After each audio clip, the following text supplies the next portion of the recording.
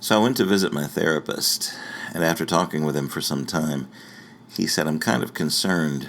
You have a very rare form of amnesia. You seem to be forgetting everything about 80s pop culture." And I said, "Oh no, that's awful. Is there a cure?"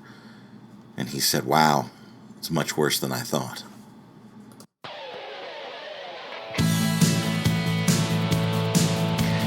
This is Across the Table, the podcast of Hannibal the Magician.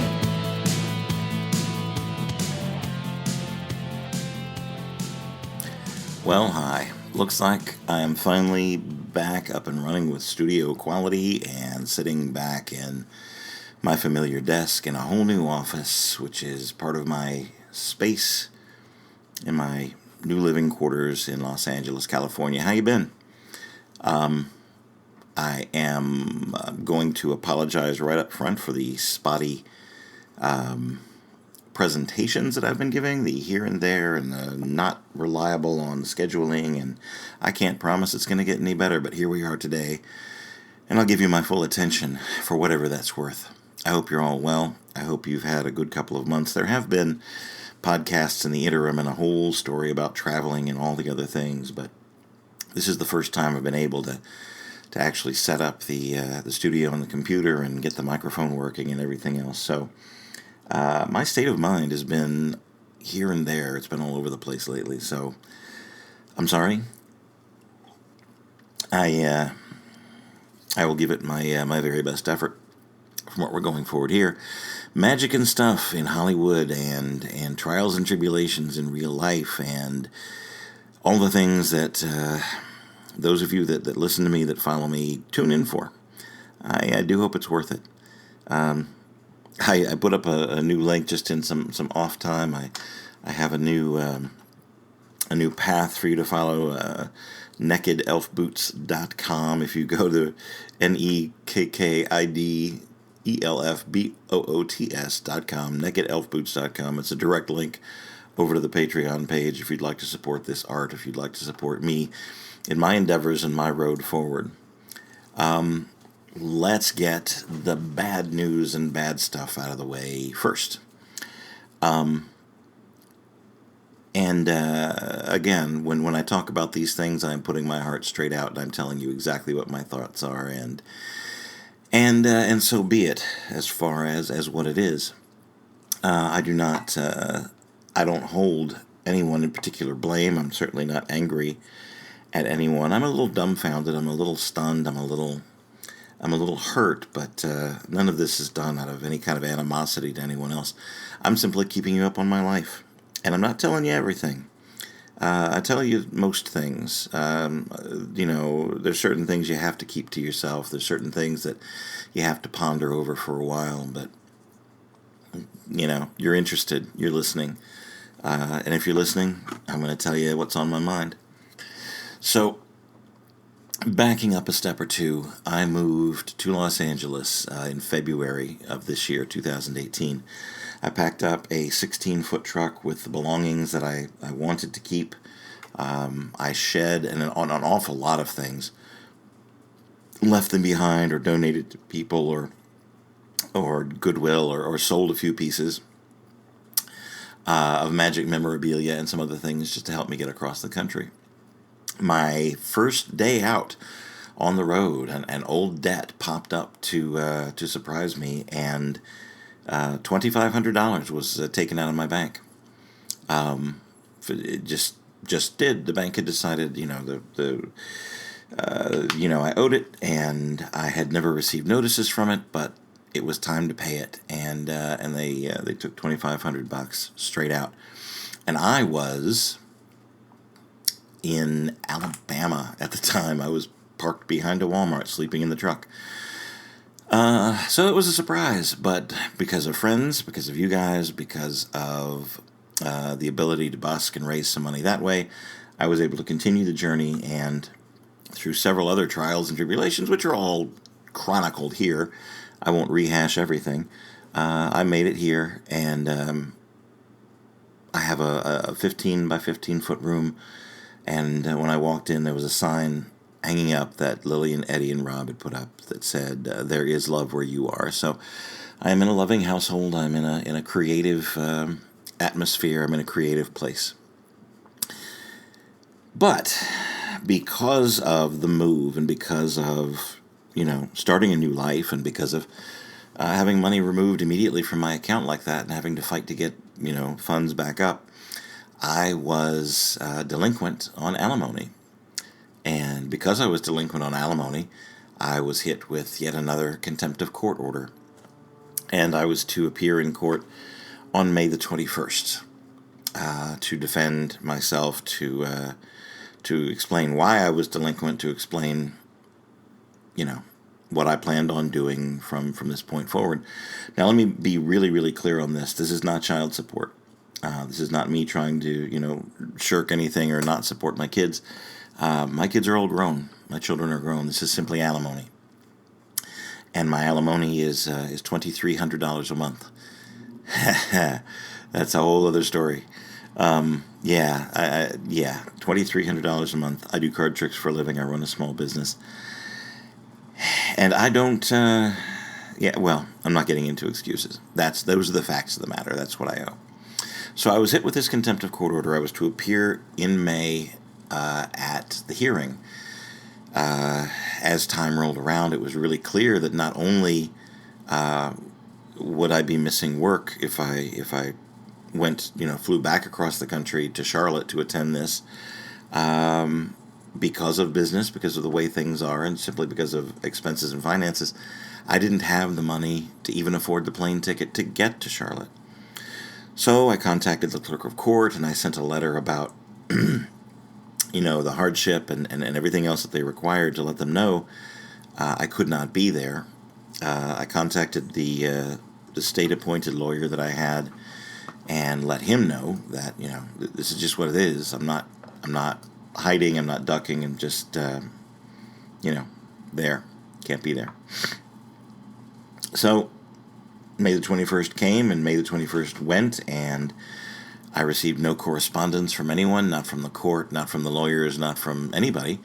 I attempted to see, I called and I asked, what judgments were made or what everything else, and no one seemed to have any idea. The clerk had nothing. Had nothing. So I kept checking, and I went on with my life, and I tried to, I send what I can, and I make what I can, and I am establishing myself here. And it's getting better. It's been very rough. The struggle is absolutely real, and the money is not coming, immediately, but I knew this. I knew this coming out. I knew, it's a risk, and it's a gamble, and it's striving to do better for myself and for the people that I'm responsible for. So then, in late June, I got a letter from my ex-wife's attorney, and the letter basically said that I had been found guilty of contempt of court and that all of my North Carolina licenses were being revoked. The only North Carolina license that I hold that I know of is my driver's license. So my driver's license was revoked, which, believe it or not, hinders my ability to make money, so that I could pay what I owe. In doing some checking and talking to some lawyers who gave me some advice for free, if my license is revoked in North Carolina, it affects every state in the nation. I can't just say, okay, well, I can't drive in North Carolina, but I'll get a California driver's license and go from there. The way that it is legally set up is one license, one driver throughout the United States. Each state issues, of course, its own license, but the federal government recognizes each state's license. So, I went to the DMV here in California to see what could be done, and it turns out that was the case, in fact. That also means that my insurance was revoked, and that also means that North Carolina is asking for the plate on my car to be sent back because I am not a licensed driver. makes it hard to earn a living. It means a different form of identification to be able to even fly out of the airport. The amount that they hit me with to make everything right was $9,000. So until I earn and turn in $9,000, I am without a North Carolina license. Now the twist in all of this, and in looking at stuff and researching stuff, is that my birthday was July the 8th. I turned 53. Yes, thank you. Thank you very. Yes, please don't sing. And my North Carolina driver's license expired on July the 8th, 2018 anyway. So I'm in this weird limbo. It's been both revoked and expired. If I was to drive, if I was to be pulled over for any reason, even just a traffic stop or anything at all, I could be arrested because of the debt, because of the contempt, because of everything. So that's like a huge blow. That was a huge extra burden on me that I'm not quite sure what to do about. In fact, and some of the lawyers that I've talked to aren't sure what's to be done about it either. They suggested that I find a lawyer who is, able to practice both here in California and in North Carolina, and incorporate my business so that I'm just an employee of the incorporation, and attempt, and show actual income, and then try to get my my alimony reduced if possible, and to get the arrears either reduced or eliminated via hardship or whatever. Just to I'm not trying to shirk anybody's duty, and I certainly want to make sure that that my ex-wife is taken care of by me. It's my responsibility, right? And so I want to make sure that's done right. But right now, I am crippled in that ability. So that's where that stands. If anyone listening is a lawyer or has any advice, send me a message. I'd love to hear it. Right now, I'm kind of stuck and just doing what I can the best I can. Making my living and paying my bills and sending what I can when I can and trying to stay out of jail. That's the worst of the news, I suppose. I have a good reputation out here. I have been performing at the castle when available. I did a great week behind the W.C. Fields Bar back in late June, and it went over very, very well.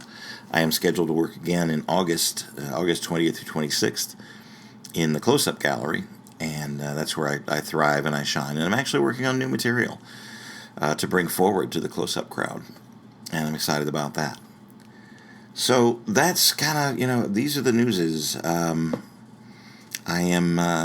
don't I don't have a social life. I am too poor to have a social life, and I'm certainly not going to burden anybody else with that. I busk when I can, when it's not 100+ degrees, which it quite often is these days here in Greater California, height of summer. I've gotten a private party here or there, and I am establishing things. So I cannot complain. There are great things on the horizon, and I do see them coming, and I have made the right move for what I'm doing. My oldest daughter, Carlisle, has reestablished and maintained contact with me, and we talk often. And she's very supportive, and she's very loving, and I am ever grateful for her being in my life and doing the things that she does for me. She keeps my spirits up. She's helping out on her end. She is trying to open communication to the other kids and hasn't had any success yet, but gosh darn it, she's trying. I have good friends that love me. I have people that emotionally and spiritually support me, and I really could not ask for more. I could ask for more work, but that's coming, and that's something that I will earn, myself. I put on a good show, and I lift hearts, and I do the right things. And I try to maintain a positive outlook on things. I haven't always been successful with that, but I try, and I maintain, and I'm not going to give up attempting to maintain my positive attitude. And I work from a place of love. I create my art through the love of the people that I'm going to be in front of, and just the joy of putting my hands on the props and doing that. It's meaningful, and it's important, the work that I do. Brief story, and then I'm going to do a couple of advertisements for stuff that is going on. I have a sponsor now for my little podcast, but I'll keep it interesting. Here's the story. A few nights ago, I was over at the castle. I got a text from one of the owners slash managers slash performers at a place called Black Rabbit Rose. And Black Rabbit Rose is an interesting new experimental magic theater. It's very gothic. It's very turn of the last century kind of a place. Almost a speakeasy, a haunted speakeasy kind of a place. Inquiring about whether I'd like to work there or be a part of it, or maybe do some writing or bring the Hannibal character into that fold. And I'd heard about it. I'd heard good things. They invited me. This is Liberty Larson invited me over to take a look at the show, and it was fascinating. The atmosphere was incredible. The show was good. Rob Zabrecki was a part of the team, and I really admire his work. And I had a good time. So they're interested in using me for work, and I'm certainly interested in working for them. Went back over to the Magic Castle, the world-famous Magic Castle, and I was someone told me there was an audience in the Cellar Theater, and that they needed a performer, and if I had time, I should go down and take a look. So I went down. There were roughly 20-25 people there. No magicians waiting for the room, so I went ahead and set up and did what I do, and apparently room got up to the bar, and the place packed out. Very grateful for that. There's nothing quite like that, looking up and seeing the room filling up and them having to close the doors because they just can't admit any more people into the room. And in scanning the room, I came to find that Paul Rubens, best known for his work as Pee Wee Herman, was sitting in my audience. Now, I had met Paul a year ago at Beyond Brookledge, a project that I did for Erica Larson out here before I moved, and we had become acquaintances, almost friends. We know each other, and we talk easily. How about that? We'll just call it that. He enjoyed the show, and he came up to tell me so afterwards. And it was a different show than he had seen before. It was much more comedy and much more loose, and he had a big smile on his face, and he shook my hand and told me that he liked my show. Now, I have been an admirer of his work since my late teens, since he first was doing the Pee Wee Herman show, and it came out on HBO. I have been a fan of his for a very, very long time.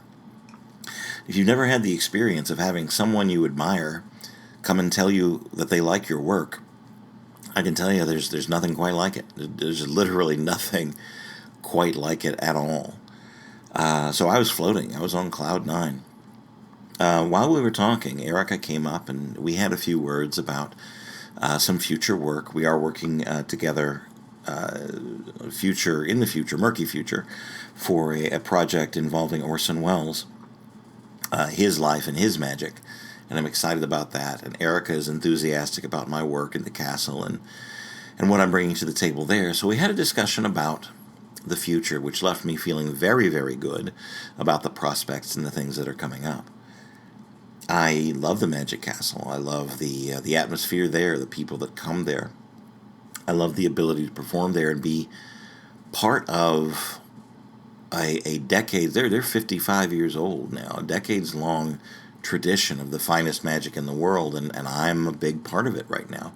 That's very, very gratifying and soul-satisfying to me in the way that I try to do the work that I do.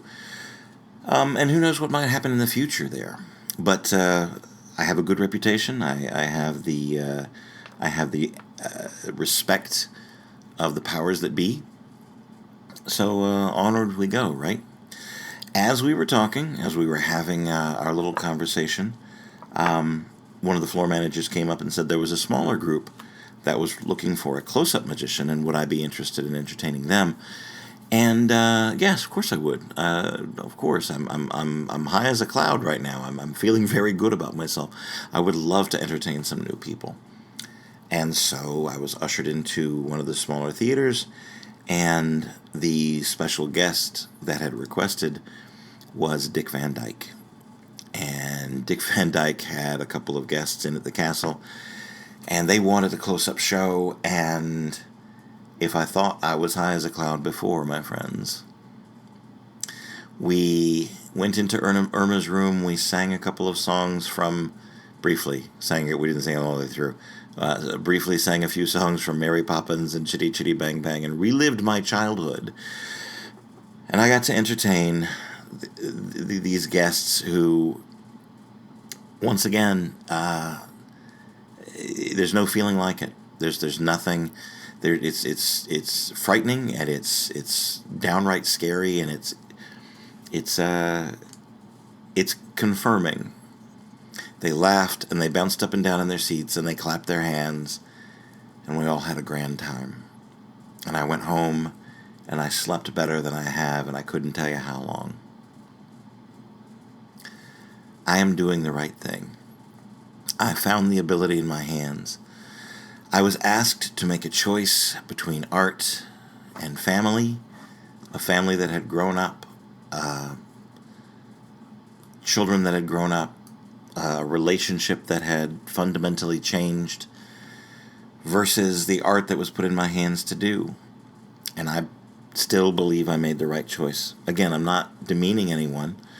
I'm not trying to say that there's no animosity on my part anymore. I've gone through all the stages of anger and sadness and betrayal and all the other things. I have blamed myself. I have blamed her. I have blamed everyone, and there's no room anymore for blame in my life.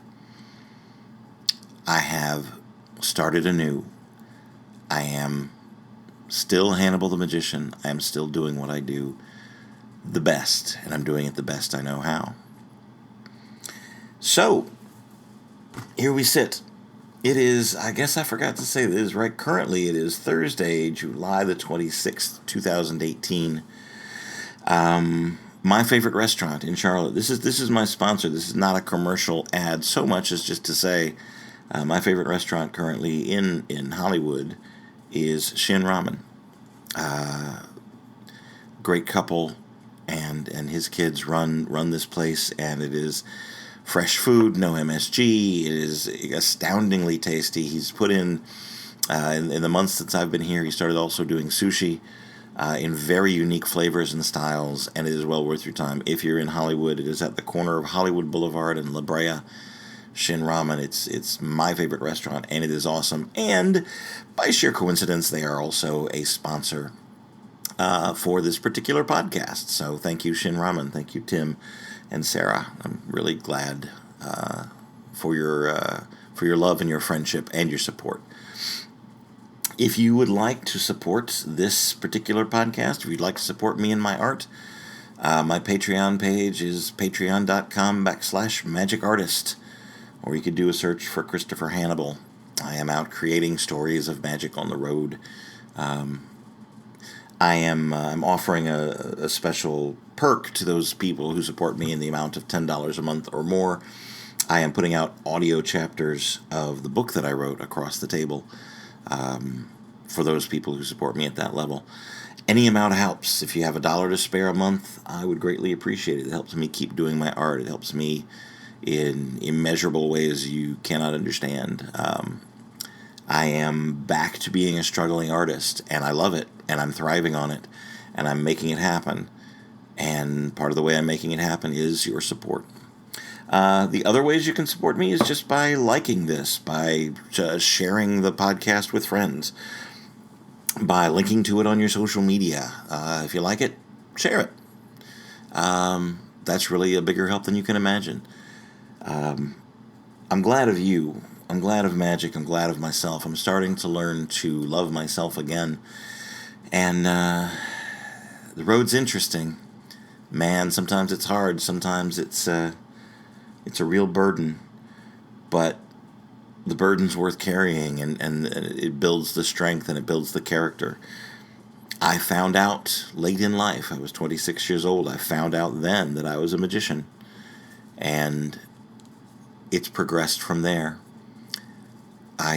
When I found out, side story, when I found out I was a magician, I had only 2 children. We produced 2 more, and we raised 4 kids in love and in art, and we did it with card tricks and perseverance. If I leave you with anything, and I know I've said this before, and you'll probably hear me say it many times again, this is my religion: love and kindness and art. Finding what it is you have inside yourself, the love that you have been gifted with, and using it to exponentially increase the love in someone else's life. Just a little bit goes a very long way. I was raised and taught that, the gift is you are responsible for using it. You're not to put it under a bushel. If you'll take that, if you put it, don't hide your light. Shine from within yourself. You have a gift, and somebody needs the gift you have. Somebody's starving for it. Somebody's starving for it. Since I've been in Hollywood, I've made some friends that became quite close quite quickly. And I'm very sad to say, I guess we're going to end this on a sad note. We started sad, we went happy and fun, and I guess we're going to end on a little bit of a more somber tone. A couple of them, my new friends, took their own lives. They committed suicide. They killed themselves because various reasons. Because for whatever reason they felt that it was time to step out. They felt that their time was over. Either depression or sadness or anxiety or something convinced them that they didn't need to live anymore. If you're hurting, if you're needing, please reach out. Reach out to someone. Reach out to a friend. Reach out to an acquaintance. Reach out to a loved one. You are valuable. You are needed. To my absent friends, you are missed. It was devastating. It hurt. And it hurt more than just emotionally. It hurt physically. It hurt business. I mean, if you want to get really frank about it, it did. If you have friends that you're concerned about, reach out to them first. A lunch, a meal, an extended hand, something. Extend love to the people around you constantly. It's a very hard, very dismaying world we live in right now. It's very confusing. It's very troubling, a lot of the things that are happening. All we have right now, my friends, is this moment. And all we have of any value in this world is each other. Friendship, love, caring is the most valuable thing we own. Far more than money, far more than power, far more than anything else. Love is the greatest force, and we have it in an unlimited supply. So use it, give it, extend it. In fact, use it on yourself. Turn your love inward and love yourself. I'll talk to you soon. I sincerely hope that there's love where you are.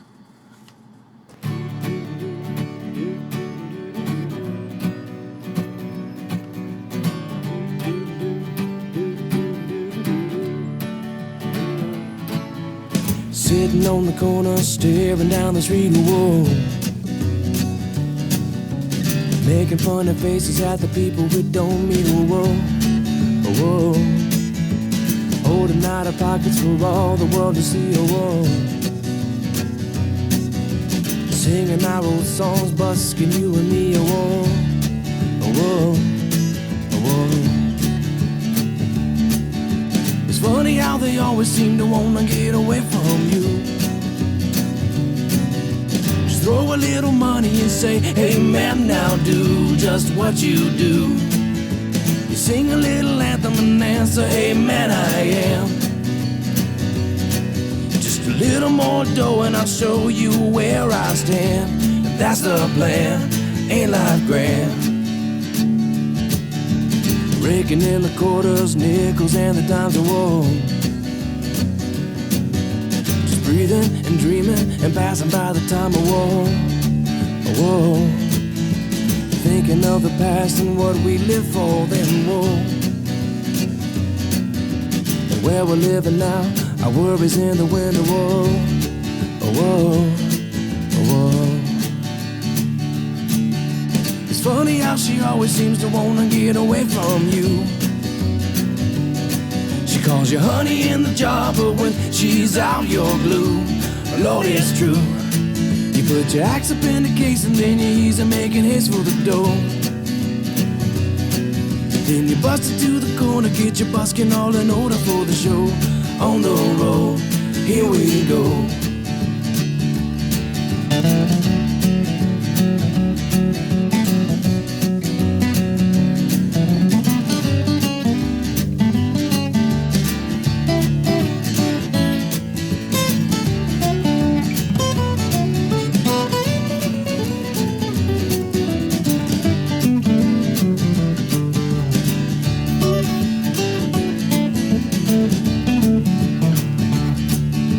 Stealing time from boredom, busk away the day, oh, whoa. I dream of records to go every time I play, oh, whoa. Oh, whoa. Days turn into weeks and weeks are into years, oh, whoa. We live for the fans and making music in their ears, oh, whoa. Oh, whoa. Oh, whoa.